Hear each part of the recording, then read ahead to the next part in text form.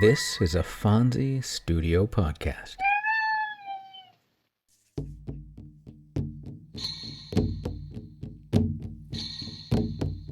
Welcome to Tales from the First Nations.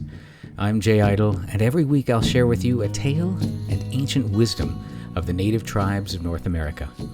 I'll be joined by my cats, Dawa and Fonzie, who will undoubtedly make their presence known at some point, so I might as well just list them as co-host. We hope you'll enjoy the tales and wisdom, raise your vibration, and enrich your life with us every week.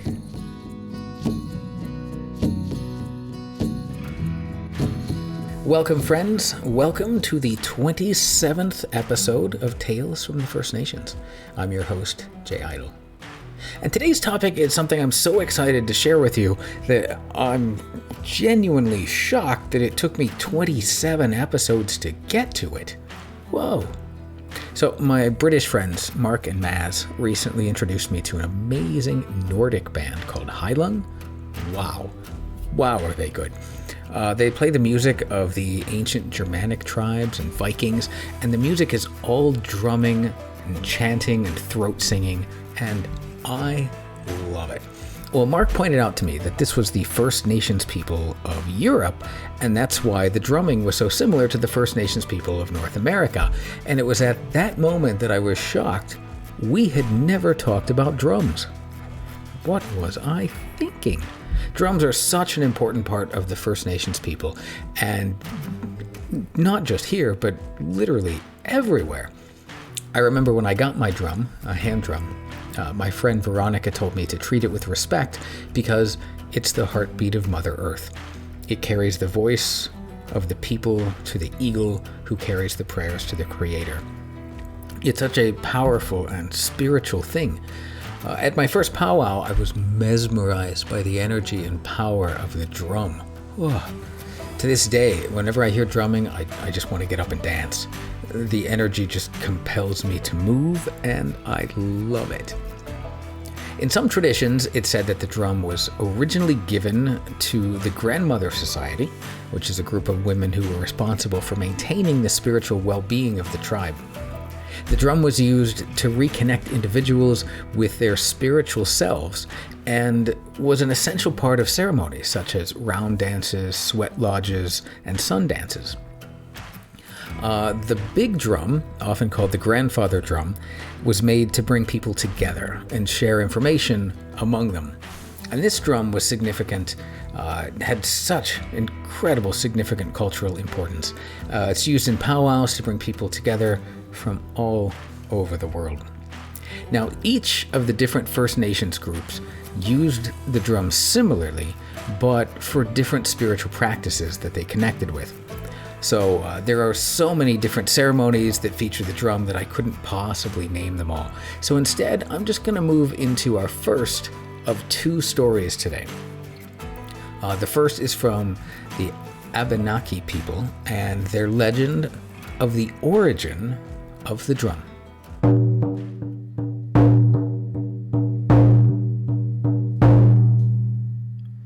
It is said that when Creator was preparing a place for the spirits to dwell on Mother Earth, a loud boom was heard in the distance.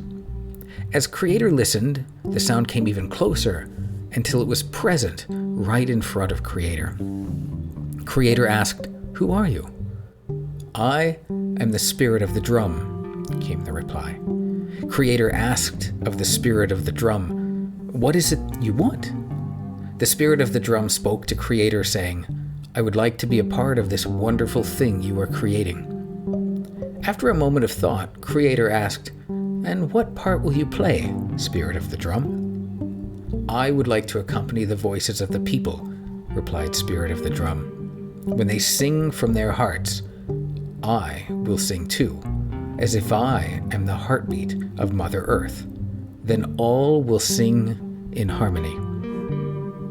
Creator granted the request of the spirit of the drum, and from that point on, the drum has accompanied the voices of the people. I love that the spirit of the drum predated people and wanted to be a part of the earth and help us. I think it's really, really wonderful. There are many different stories of the origin story of the drum, and I could make this an epic episode, but I'm just going to include one more. It's a famous Ojibwe legend, and it's of how the powwow drum came to be. Now, the reason I picked this one is because it combines a lot of different tribes into the story. So this is the story about a Sioux woman named Tailfeather Woman.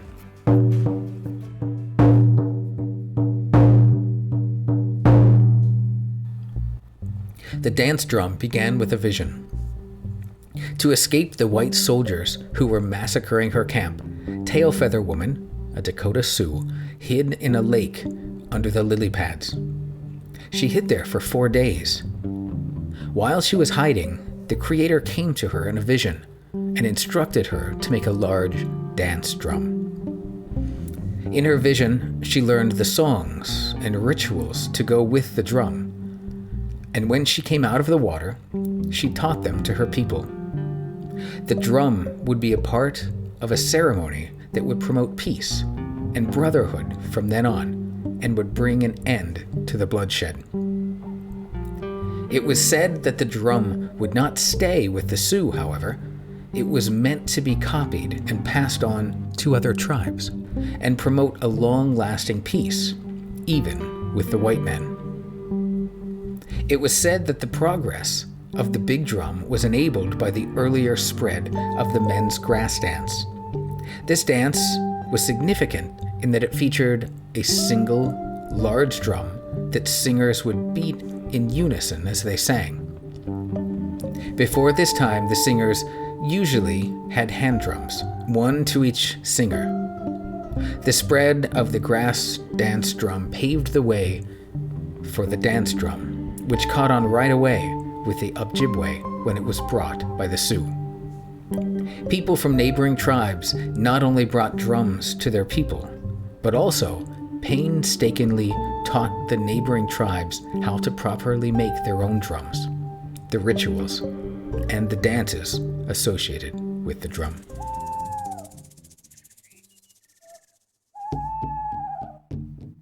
For me, the drum is such an important and spiritual thing. It has this magic way of reaching out and bringing unity to people.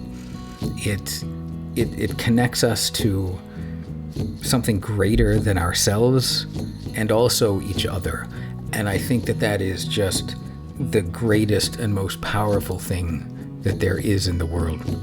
I listened to drum music while I was writing this episode, and I think I'm going to go play my drum after I finish editing this episode. So if you have a drum, play it loud and proud and respectfully to hear the heartbeat of the earth. Thank you for joining me on my journey and on this podcast. I wish you well, and I look forward to sharing another story with you next week. Go in peace, return in peace, and may you be well. For more great stories and legends, check out the Jaguar Bird channel on YouTube. There's a lot of great content there, and of course you can join me here next week for another story here on Tales from the First Nations. I'm Jay Idle, and I'll talk to you next time. Our first story today came from Hub Pages, and the second one came from powwowtimes.ca. Music is provided by my dear friend Scott Brocklesby, who recorded this song you're hearing now, and our podcast image was provided by Mark Lawton. I look forward to seeing you again next time.